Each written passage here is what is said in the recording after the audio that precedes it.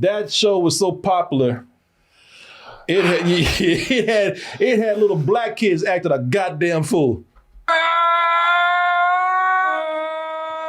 This is a little black kid, Jaden, going. He's trying to go full Super Saiyan right now. I'm pretty sure he does it. Yeah, he does. Or he ejaculated and shit on himself at the same time. That's part of the process. That's how you do it.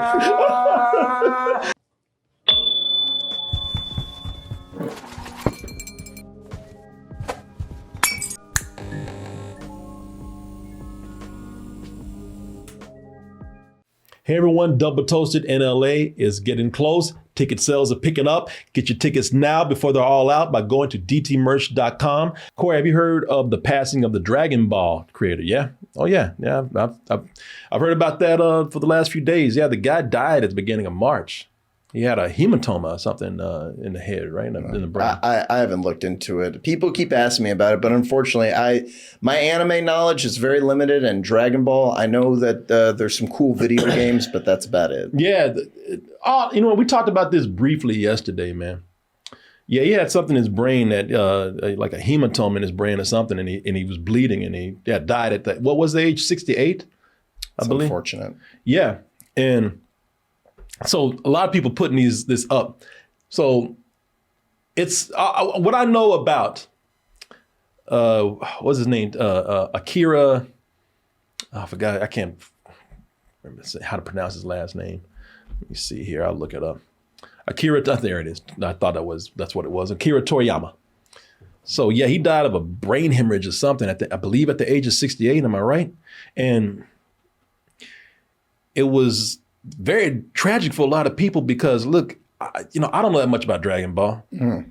Apparently you don't know that much either, so that's why I didn't want to talk about it. But what I do know is that it has a huge influence around the world. Dragon Ball is multicultural, multiracial, multi-generational. And I've always thought that was amazing that, so many people, what they had in common. Like, look, we can have all these differences, racism, sexism, we can have borders in between us. We can be, foreigners to each other, but we have our Dragon Ball that unites us. Yeah, I would say Dragon Ball, for at least when I was growing up, it was the poster child for anime. And I'm sure it was the introduction to a lot of people for anime. It was. Now, a lot of people grew up watching Dragon Ball, and it was an introduction for a lot of people. I was saying yesterday how it was not the first, of course, and there was a lot of, it is funny because every generation, I think around the time television was coming out, every generation had its introduction to anime. And you had, for some of the younger people, some of the older people older than me, they grew up with Astro Boy, Gigantor, Speed Racer. Yes, classic. When I was coming up, I had things like Star Blazers, Battle of the Planets, Robotech. Never heard of any of those. You've never heard of any of those? Wow. Because I remember listening to you years ago, you would talk about how you would go to anime conventions when you were very young. Yeah. Anime wasn't really a big thing. And I was going to ask, what were the first animes you Anime watched? was huge, but it was still a niche. It wasn't mainstream, but it was huge. Yeah. Voltron. So I grew up with Voltron, and toys like Shogun Warriors. They were mech robots. Mm-hmm. Even Godzilla was one of the toys. So I grew up with those, and then I started to get into, at the age of 15, a more adult anime, and that's when I was introduced to things like Miyazaki and stuff like that. Yeah. Like Princess Mononoke, not Princess Mononoke, but I'm a nerd. Some of y'all gonna be like, damn, you nerdy as hell. They had something called Nausicaa, Valley of the Wind. Mm-hmm. And all that kind of stuff. So I grew up, anime was around, man. And I'm not trying to say all these things to take the point away from Akira Toriyama's passing, but I was just saying that anime was around. And to his credit, I think that Dragon Ball is one of the things that really hit that where it was a niche for us. Dragon Ball was one of the things that made it mainstream. Absolutely. Yeah, for sure. I mean, for me, I'm not big on anime, but it was pushed on me and some of it stuck, but it was Pokemon and Dragon Ball for me. Yeah. Yeah, Pokemon, but Dragon Ball is what really pushed it to the mainstream because Dragon Ball's lore just kept going and going and going and going. I mean, you went, what, about 1,000 episodes or something like that. And people, just, it went on so long that, it was just one generation after another that was coming up with this. Because I know some people older than me. I was talking about this the other day, how, some people, since I didn't really watch Dragon Ball, and I was old enough to like kind of catch it when I was a kid. I think I was about 14 something or 15 when it started to get popular. I don't know why I never got into it because I loved anime. But I know some people who older than me, they have Dragon Ball tattoo sleeves. Oh yeah, and they just talk about how it meant so much to them. And especially nowadays, I think that anime has gone like full mainstream. But one of the things that broke it was Dragon Ball. And the thing with Dragon Ball actually, and I don't really have anything to prove this, but I think Dragon Ball is one of the things that actually helped to make anime and animation something acceptable among adults. It was such a part of kids' lives that they grew up with it, and they carried this love of animation with them to their adulthood. Would you say that's mostly in the United States, though? Because I know in other countries, like manga, anime, it's like it doesn't matter how old you are. I think that Japan was always, they always had they were always more open-minded about animation. Yeah. Comics and animation. I mean, it's because after they had the bomb dropped on them. Animation and comics was cheaper to produce. Yeah. And it was considered to be a mainstream form of entertainment for them. But yeah, let me see here, man. So it's one of the Dragon Ball openings right here. Yeah. Oh shit, I got the original Japanese right there, man. Yeah, this is an old one. I've never seen this before.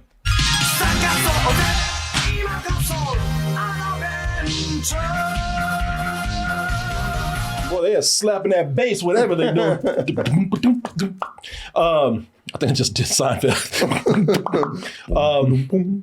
But nah, man, I do believe that it did it for several countries. I mean, but especially America. America, as y'all know, America was at one point when I was growing up, animation was considered to be kid stuff. You had some exceptions like Ralph Bakshi doing stuff. And then I think you had some other animators out there trying to do some adult stuff.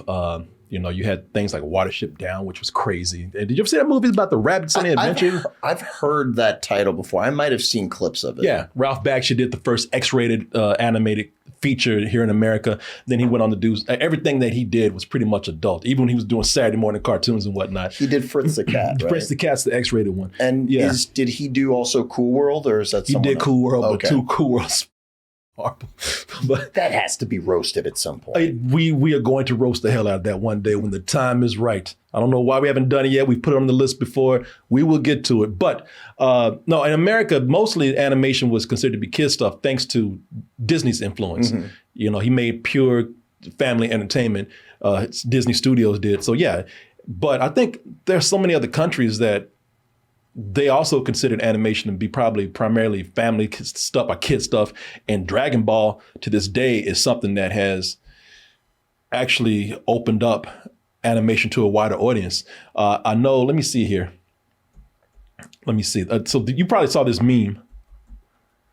Let me see here. Hold on. This is a big thing that went on. Cartel ceasefire. Did you see this? No. So it is said, and I don't think that this is actual news. This is a meme that was created as a joke, but a lot of people believe it. It says the Mexican cartel has agreed to a ceasefire in honor of Akira Toriyama. See, I was going to say, I know people who went to Mexico and they were saying that Dragon Ball was very popular there with like bootleg T-shirts and stuff. El Salvador, Britain, but in Mexico, Latins love Dragon Ball. They love it so much that over in Mexico, they said, listen, this is a joke right here, but it can be believed because Dragon Ball is so huge over in Mexico that it's part of folklore. Wow. Over there now.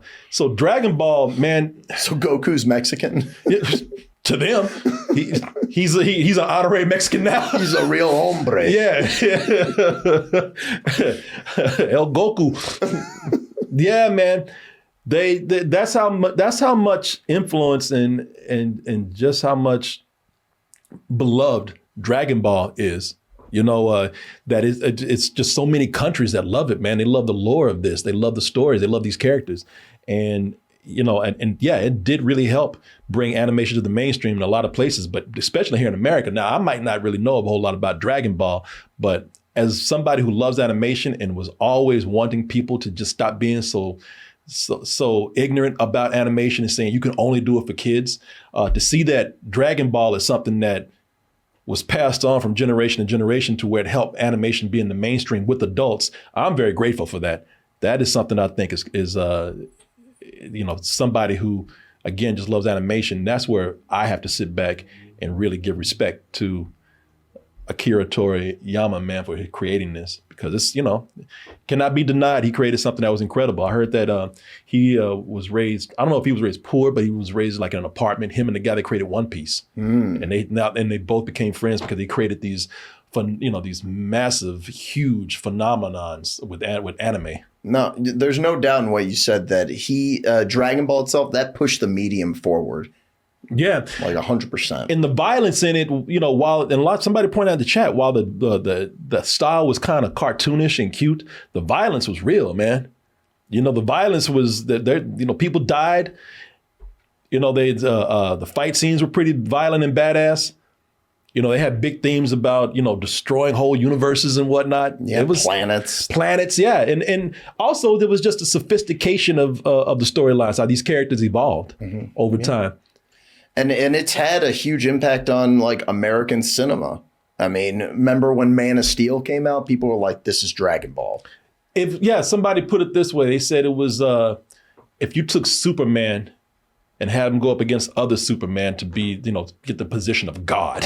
You know, I thought, damn, okay. Somebody had put that to me.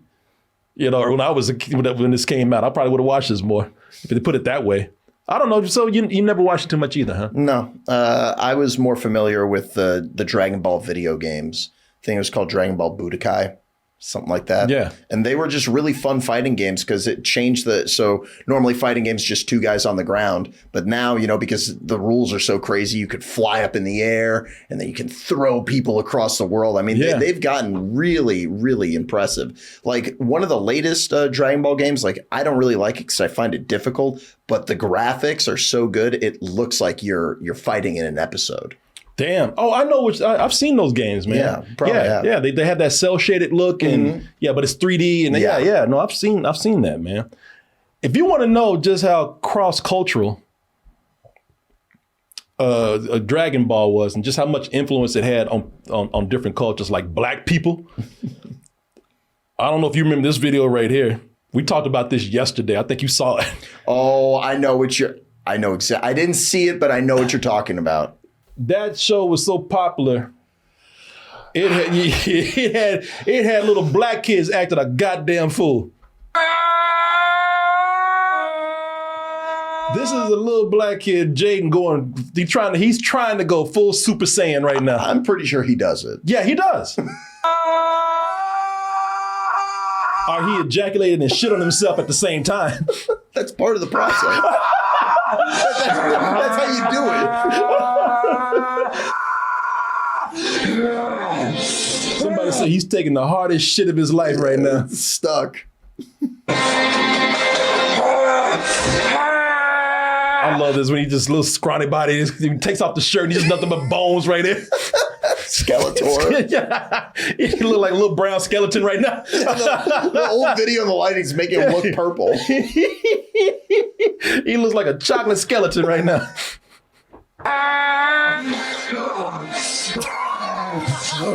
Start sucking that ghost there. I said this yesterday, and I said this the first time I saw it. You know his mom is not home because no black mom would let their kid sit in the house and make this much noise. He would get his ass beat. I would get my ass beat. She just went to the grocery store. Yeah, she's still at work. He's doing this shit while she's not at home.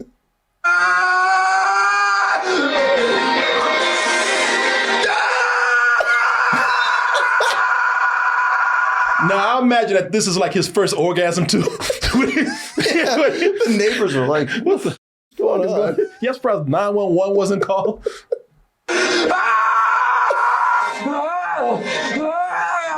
This is actually like me when I first had sex with that vacuum cleaner years ago. It kind of looked like me. I love you, Hoover.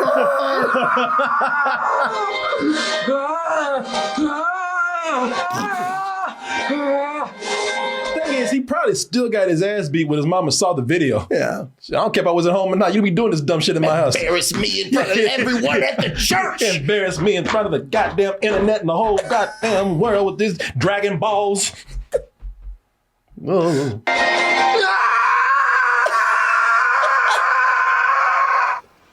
Oh, that was good. Just like passes out later.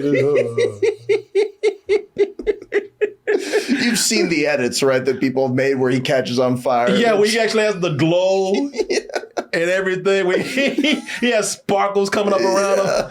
Yeah, somebody sent that to me yesterday, man. Somebody else sent that to me. Somebody saw. Somebody said that's the dog that humped Corey.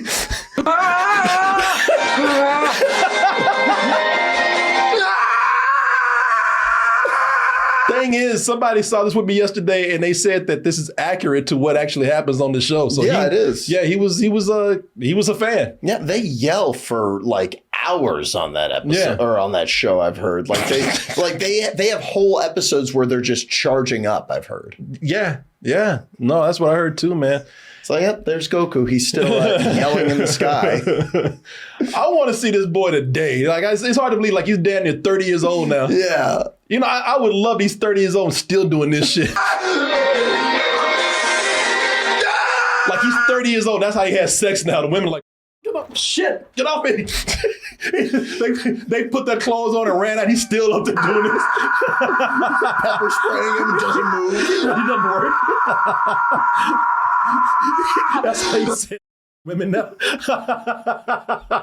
You're really enjoying yourself, huh? Yeah, they're running out the house, carrying their clothes, and he's still in the house screaming.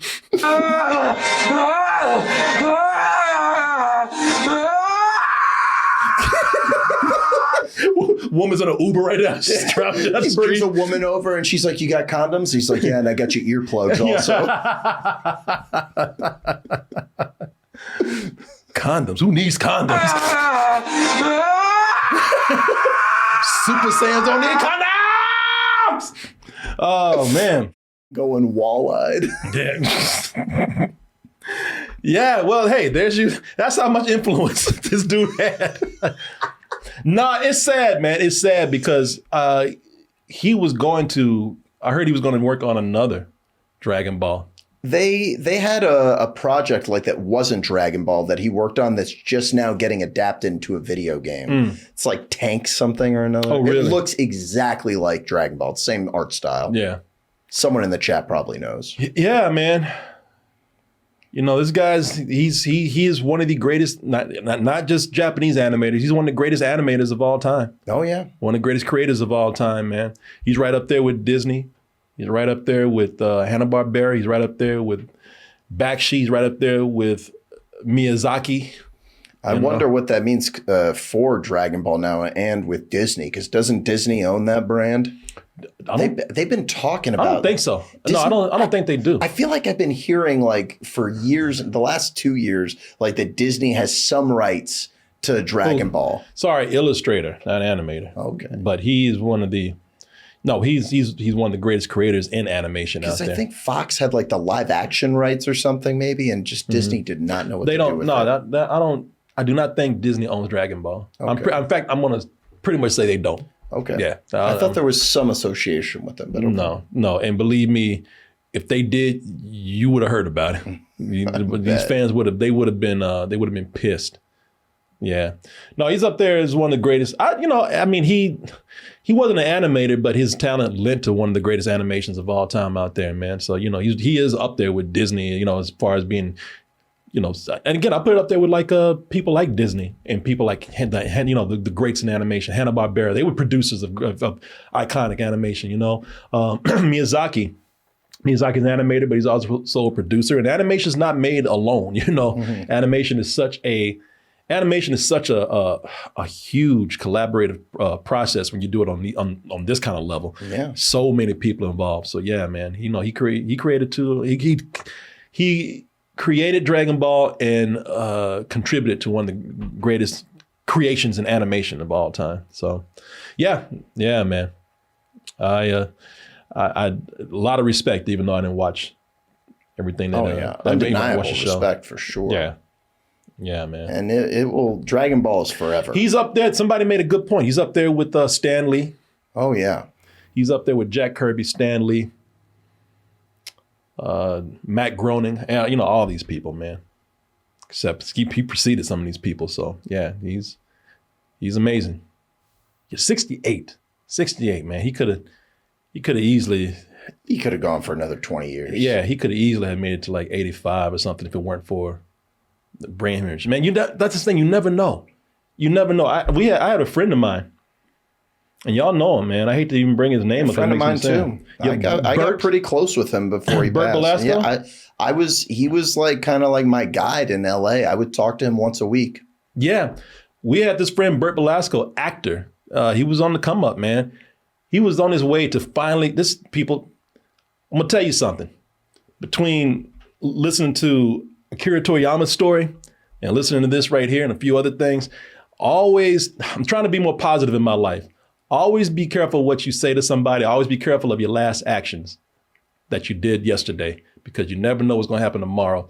This guy was on his way to his big break after trying for years, on his way to an audition that was going to, I think he pretty much had, man. He was going, he said, this is it. I got a call back. I think I'm in. And he was on his way to do that. He went to, I believe, New York or somewhere, and he was in a hotel, laid down, and I think there was something, he had an aneurysm in his brain. And he laid down and didn't wake up. He just died. We believe he died peacefully, which, that's a blessing. Yeah. But you just never know, man. I think about him all the time. Yeah. Miss him a lot. Yeah, you never know. You never know. So listen to this man's story right here. This man was just, he was still on top of his game. And he was ready to create more, and just had something going on with his brain where he's bleeding and just died. So yeah, just celebrate his creation, celebrate him, but always remember that, keep it as a cautionary tale, man. You just, be careful what you say to people. Your last words, if they're hurtful, that'll be the last thing you said to somebody, or somebody could die out of nowhere. And, the last thing you said to them was something terrible, and then you feel bad about it.